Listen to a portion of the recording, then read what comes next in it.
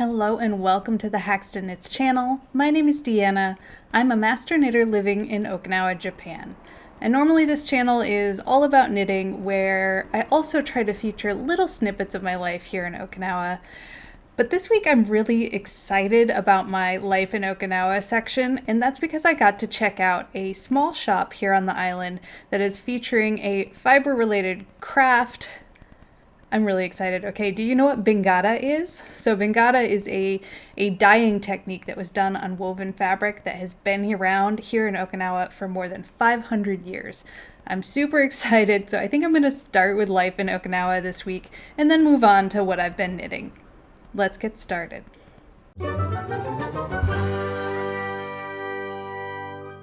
I want to start things out by hopefully excusing any sounds you have today. The weather has finally broke here in Okinawa, and I have all of my windows open so that the air can flow through, but unfortunately I live in the city, so you may hear some noises, some traffic, things like that. But this week, super excited, I got to visit a shop called Gusuku Bingata. And this shop is featuring the traditional Ryukyu style craft of Bingata. And I'm sure some of you are asking right now, what is Bingata? So Bingata is a style of dyeing. It's a relief dye that was done on woven fabric, and it's been done on this island for more than 500 years. Something you should know, Okinawa, before it belonged to Japan or was part of Japan, it was an independent kingdom known as the Ryukyu Kingdom. And this area was known for its trading and shipping. So cultures all around interacted with this island. Trade was done between China, Korea, islands south of us, Japan up on the mainland. And so as a result, we see a lot of different cultures being represented and sort of blending together on this island. A lot of visitors to the island comment about Chinese influence that they see in the traditional architecture and pottery. And Ryukyu Bingata was something that was highly sought after. A lot of times fabric would be brought in and then dyed here on the island and then sent out. And later in Japan's history, as Okinawa became part of the Japan nation, Bingata was actually how this area paid its taxes. So the fabrics were created and then sent up to the mainland as taxes. And as a result, this style of art got very, very refined because there was a high quality standard that had to be met, and items had to be made pretty much exactly the same. So you would see very similar patterns again and again and again to a very high standard of quality. Unfortunately, during World War II, a lot of damage was done to this island. That's really an understatement. You can look at the history of World War II in the Battle of Okinawa. I'll try to link a video up above for that. But one of the results of this battle was that all of the tools and all of the templates that were used to create this Bingata style dye were destroyed. And it was really one man, one family who set about restoring the history of Bingata and recreating some of the traditional templates and some of the traditional tools to kind of bring this artwork back to life following World War II. How does Bingata work? How do you create Bingata? So first, a template is drawn. The paper, I believe they said they layered together many layers of paper, and they would cut out the stencil of what they want to dye.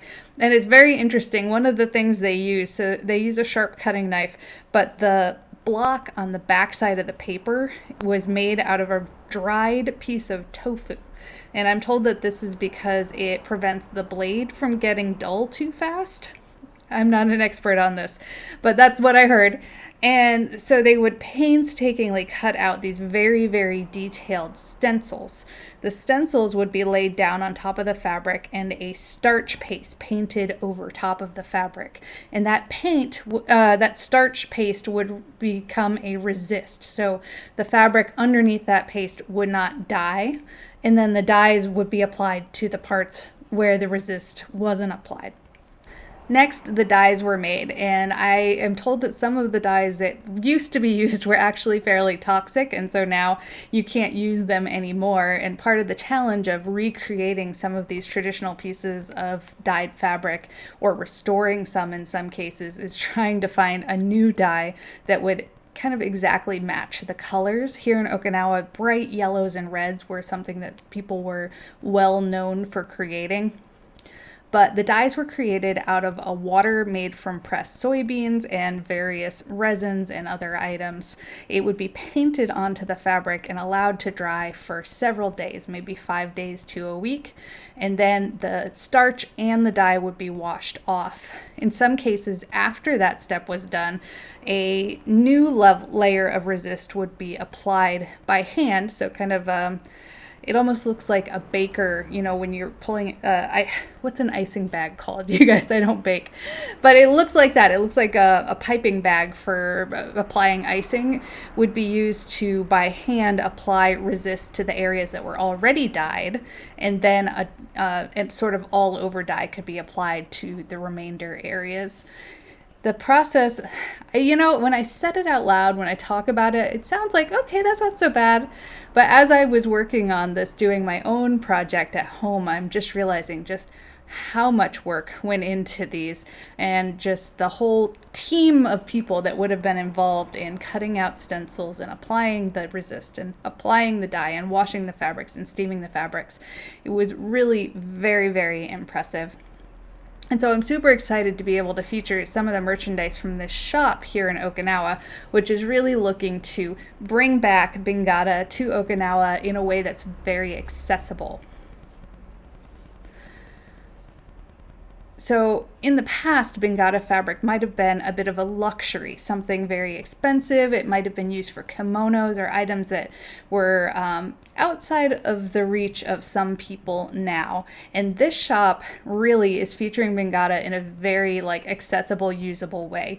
They have so many things that you just want to put up in your house, from wall tapestries to decorate your home, wallets, shirts, baby clothes. I really liked they had a whole set of the Chinese New Year or the zodiac signs that you could hang up. Oh gosh, you know what? Let me show you what I have. My favorite thing in the shop were these giant sized wall hangings, and I'll try to zoom in better on this picture for you, but these are just beautiful, beautiful wall hangings that you can put up in your house. They even have some super cute Christmas ones out right now, which I'll also try to get some closer shots of for you. Some of these are really just stunning. Like, for example, this one here. If you notice that the center here is all white, that means this entire fabric was white to start with, and then after the initial dye was applied to this section here, a second layer of relief of starch resist substance would be put on this part, and then the entire fabric dyed that beautiful golden sort of mustard yellow. But that is definitely not all they sell at their shop. They also have really cute little tote bags. So we have umbrellas, wallets, phone cases, clothing, bow ties,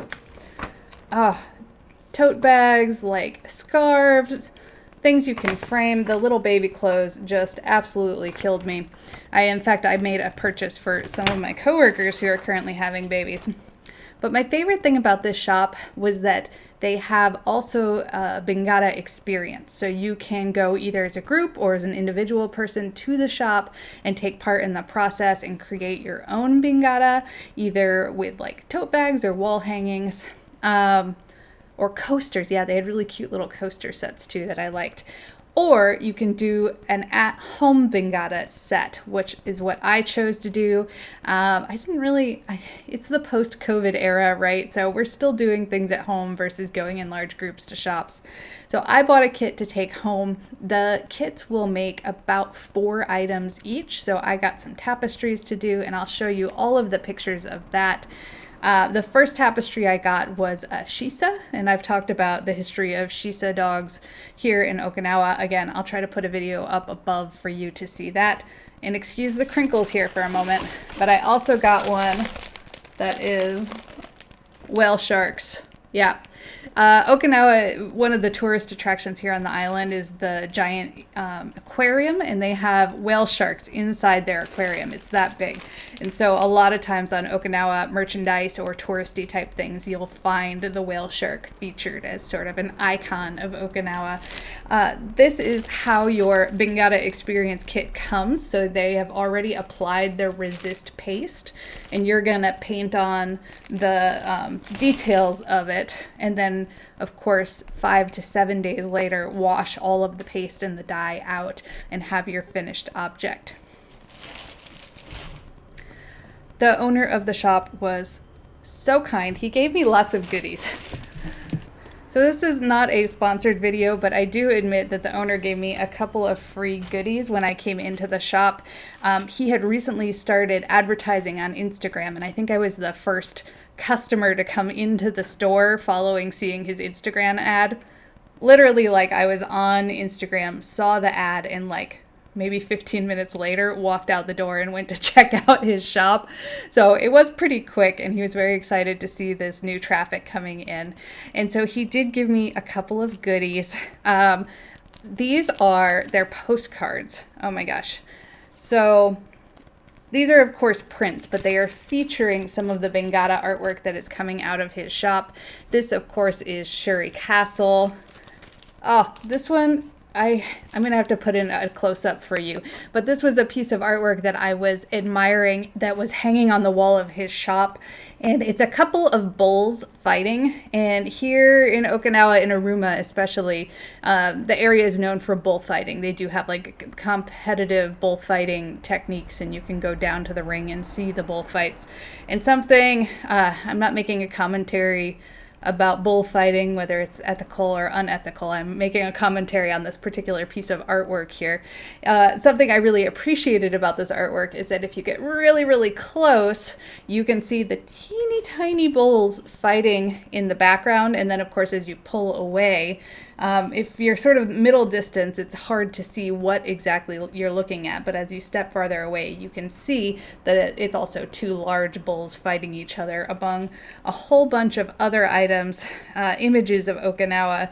They have the giant rope, which I think represents the tug of war they do here every year in Okinawa, which is a giant international event where we make the world's largest tug of war rope and have a giant tug of war in the middle of the streets. So yeah, this was just a really cool piece that I liked a lot, and he saw me admiring it and gave me this. This is one of their Christmas pieces, and this is also something you can go and do for your experience Bingata, is you can get some of these Christmas pieces, which would be really nice to hang on your wall. Last but not least here, this is one of the Chinese New Year pieces. So basically, whichever year you were born, if you're Year of the Tiger, you can get a zodiac, and a lot of the baby clothes were printed with these in tapestries, which were customized, where you can put like your baby's name and their zodiac sign, were available in the shop. It was just a really beautiful space and so many cool things. Oh my gosh, I almost missed this. He also gave me this calendar. So it is almost the end of the 2021 year. So I didn't fight him too much. I started telling him, no, too much, don't give me so much. But he did give me this calendar, and I think what I'm going to do is actually just cut off the bottom calendar part and get this framed and put it up on my wall, because it is also a lovely print of some of the Bingata artwork, and it again features the whale shark and some of the stunning fish that you see here in Okinawa. This area is, of course, known for diving and snorkeling. So I'm really excited. I was also kind of impressed by the kits. They come with, all of your paints and all of your brushes. Kind of a fun side note here. Traditionally, the brushes for Bingata were made with human hair. And these ones, they might have been. I'm not sure. Like, when I feel them, I'm like, maybe they're still human hair. I don't know where you get human hair sourced. I'm sure there is some, because there's plenty of like human hair wigs and things like that, but it's just kind of interesting to see. But the kit, the first thing I thought when I started preparing to set up at home was, oh gosh, I'm gonna need some newspaper or something to protect my area, and the kit came with it already. Like the tapestry was already taped down to newspaper so you don't make a mess of your house. If you are buying one of these kits, I'm pretty sure you can buy them online. I will hold up this guy here, which has a QR code and link in a picture of that so you can check it out. But I know they ship to areas in Japan. I'm not sure about the US. But if it's something you're interested in checking out, or you happen to be on the island of Okinawa, absolutely go check out the Gusuku Bingata site and store.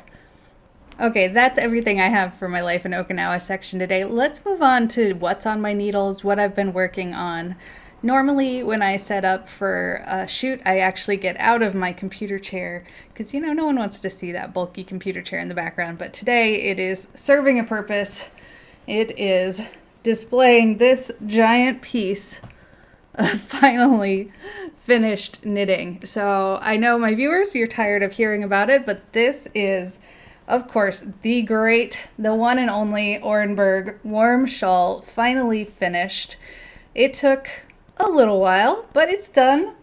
And I had, of course, the pleasure of learning how to block something quite this large today, which I will, of course, put in some videos here. I took a time lapse. I had nowhere in my home large enough to block this except my bed. So I have a king size bed. This is actually just a little bit larger than the king size bed. But it blocked out very well. And of course, this was part of the Interweave class that I took on Orenburg warm shawls, or featuring the knitting that was coming out of Orenburg, Russia. In the class, the instructor gives you instructions on how to block this using blocking wires, which is what I did. I was trying to follow along with the class.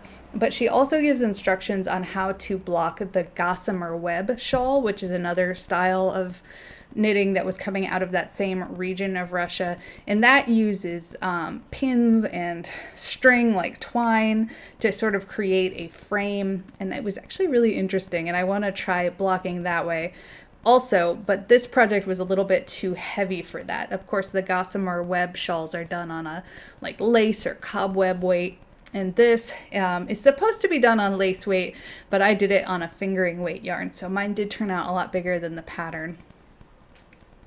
Oh, let's look at it. There's no way to show this off to you. I did watch a video, which I'll link above, which had a woman teaching at a local yarn shop about how she used to have to wear her Orenburg warm shawl when she was in Russia.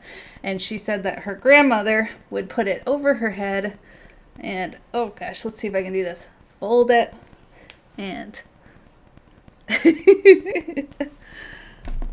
tuck it and tuck it. Oh yeah, I'm not doing justice to the way this lady's grandmother tucked her into her shawl, and then would pin it right here underneath her head. And then they would sometimes tie it in the front or put a belt in the front and wear this on their way to and from school. You can imagine a very, very cold winter day. Typically, these were made out of a goat fiber, and the pattern that I followed recommended using cashmere. As much as I wanted to use cashmere, it would have been a little bit more expensive than what I went with. So this is actually alpaca. It's a fingering weight alpaca yarn by Gist Yarn, which is a company that produces yarn for weaving.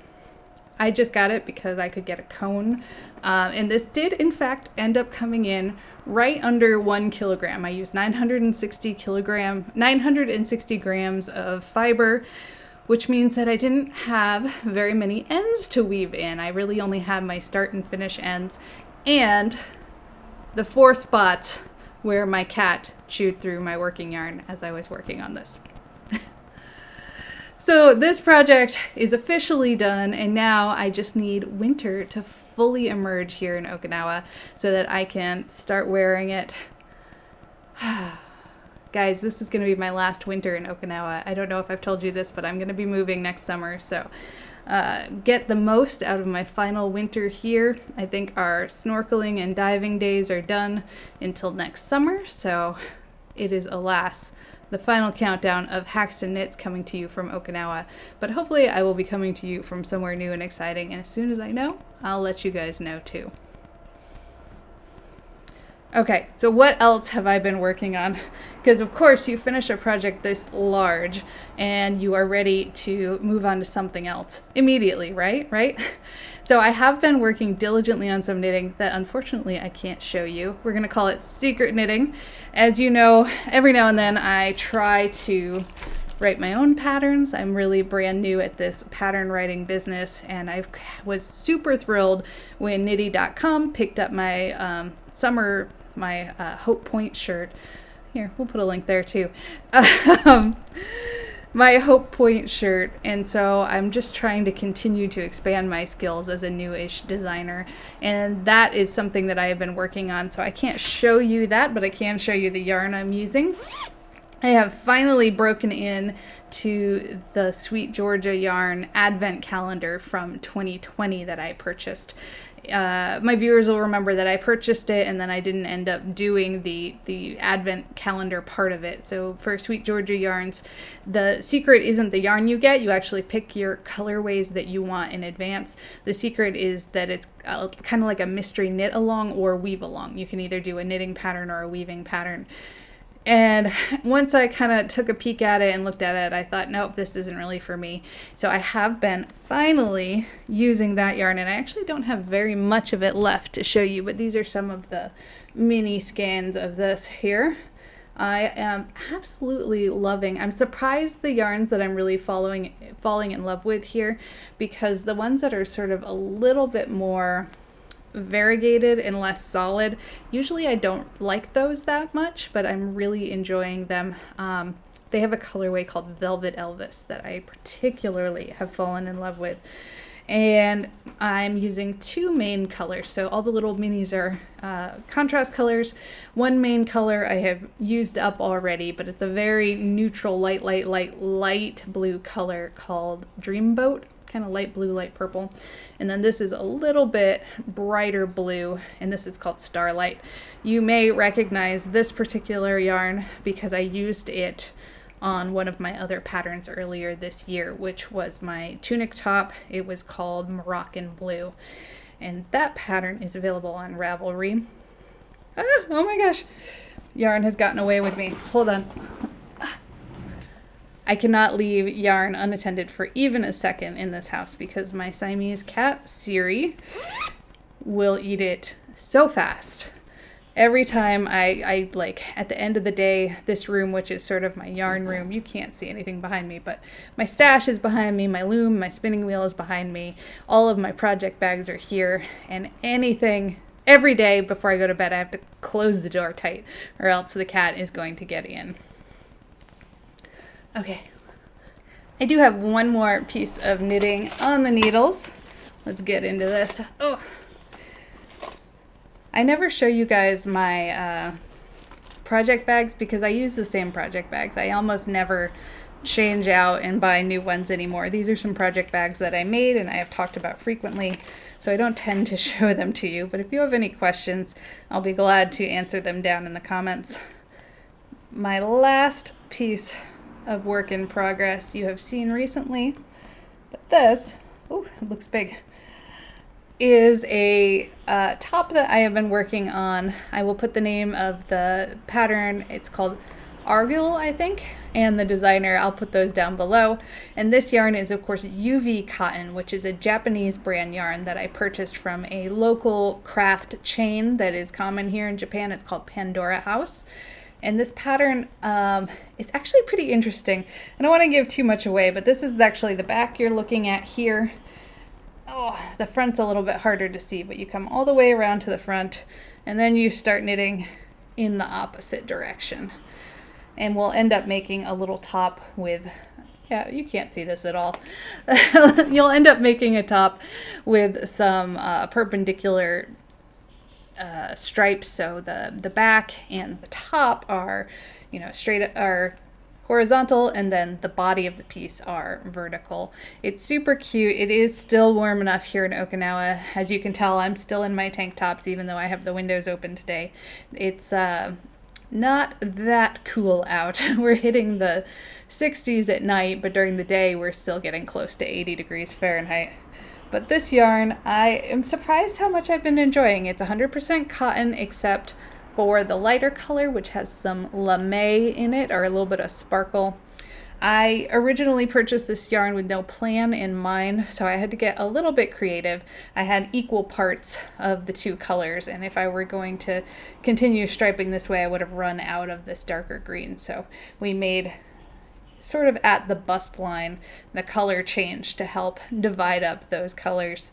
And the yarn is turning out great. It's lightweight. I admit that I don't really love knitting with cotton, but this has not been too cumbersome on my hands. Sometimes cotton can feel a little bit tight or kind of hard on the hands to work with.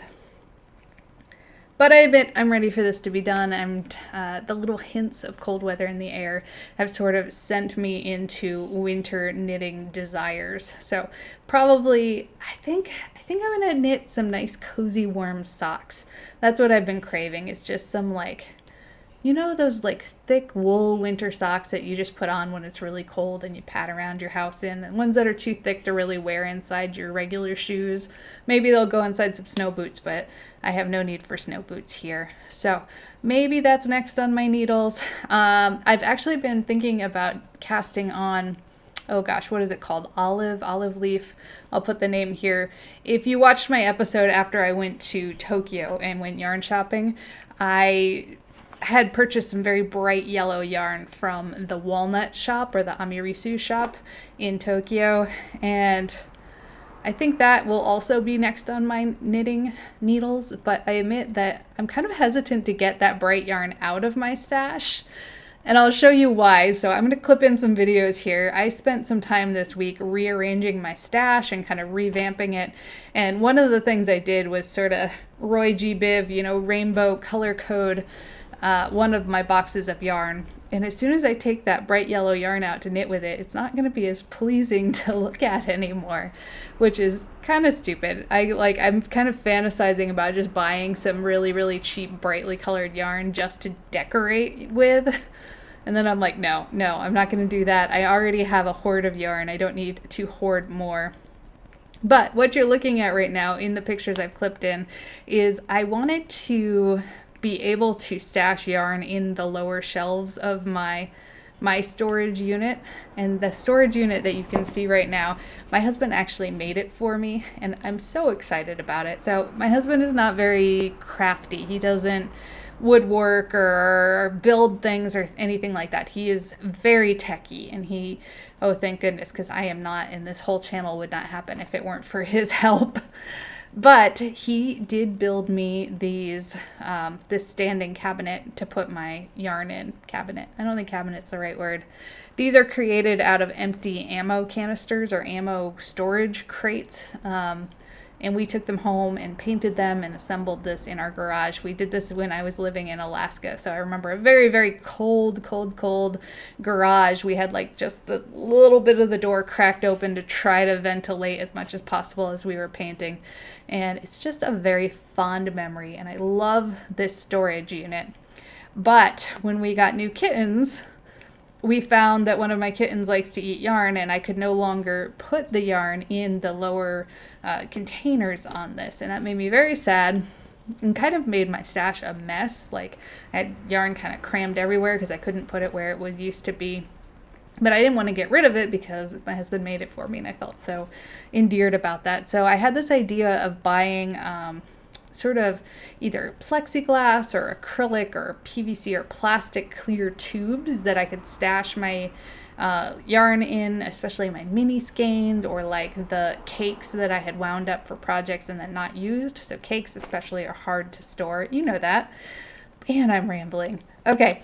So that's what I did as I went out to create some clear storage tubes. Now, I went to my local Makeman, which is a home improvement store. It's kind of like Lowe's or Home Depot if you're from the US. And I did manage to find some clear, I don't know if it was PVC or what it was. Unfortunately, it's written in Japanese, so I couldn't tell you what it was. But I found some clear tubing that I would have had to take and get cut down to size. And it was looking very, very expensive. And I was also a little apprehensive about sort of hand signaling and trying to communicate what size I needed cut and all of those things. So instead, I kind of poked around until I found something else that would work. And what I ended up finding were these big sheets of very thick vinyl. It was sold in a section that was designed to be like, I think, table protectors or table coverings. They had big rolls of various things, and these were actually in the discount bin. So I ended up building these little tubes myself, and I did that with hot glue. So this was a little bit of a DIY project, probably not as refined as it could have been, but it turned out well enough for my purposes. So I now have, I cut them to the size I wanted, formed a tube, and used hot glue gun to sort of weld the tubes together, and then I could stash all my yarn in there. And it has worked perfectly. There have been no cat catastrophes of kittens chewing on yarn since I got this done. Okay, so that is, I think everything for life in Okinawa and my knitting this week. I just want to kind of ramble for a minute because I just did a really good job of rambling, I think. But some of you may have noticed there was a pretty long gap between episodes here.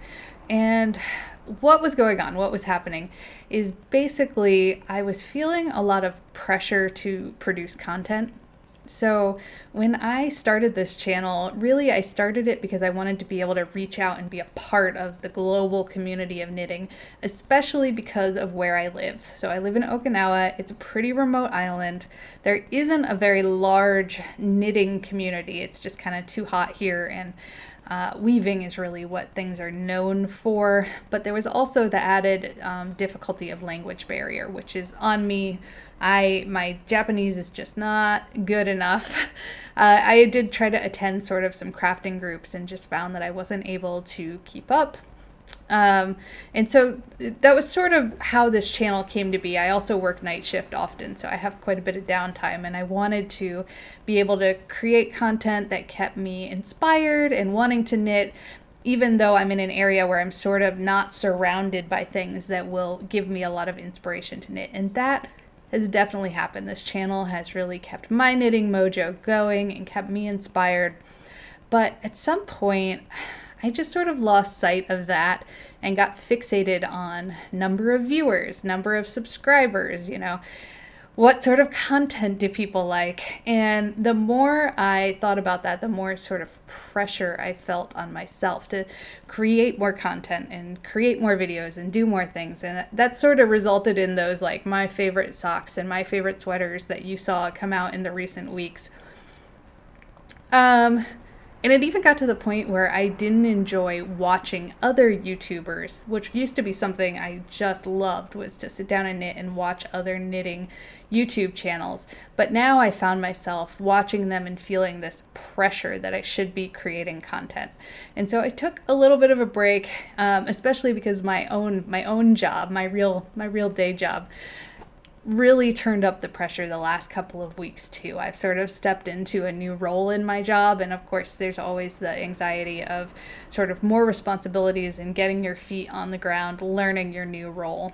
So that's what happened. We had a little bit of a break, but I think I'm back. I am going to care a little bit less about views because that's not what this is about. This was just about enjoying this channel and it becoming part of a community. And so I hope that you guys appreciate that today was a little bit more unscripted and just a check-in. And if you did enjoy some of those videos, those my top 10 favorite whatever patterns, let me know below because I can definitely keep doing those. But today I've really just enjoyed talking to you and telling you about my life and sharing. And some of my other favorite YouTubers, like I love to watch Franklin Habit. And if you watch his channel, he recently moved to Paris, and all of his videos feel very conversational. So it feels like you're sitting in the room with him and talking to him. And that's something that I really love, and I hope that maybe one day I'll be able to achieve on this channel. I think that's more of the feel that I'm going for. I definitely didn't get into this to start creating tutorials. As much as I love to teach and I love to give tips and tricks, filming tutorial videos isn't really what I want to do. I think that should be left to people with much better filming and editing skills than I have. And I didn't want to sell anything. I don't have a a yarn company or shop, and though I do design occasionally, that wasn't the goal of my channel either. So hopefully you guys have enjoyed the content today, and I would love to hear your thoughts about all of this down in the comments below. But at that, I think I'm going to let you go. As always, you can find me on Instagram and Ravelry as HAXTONKNITS, and I look forward to seeing you next week.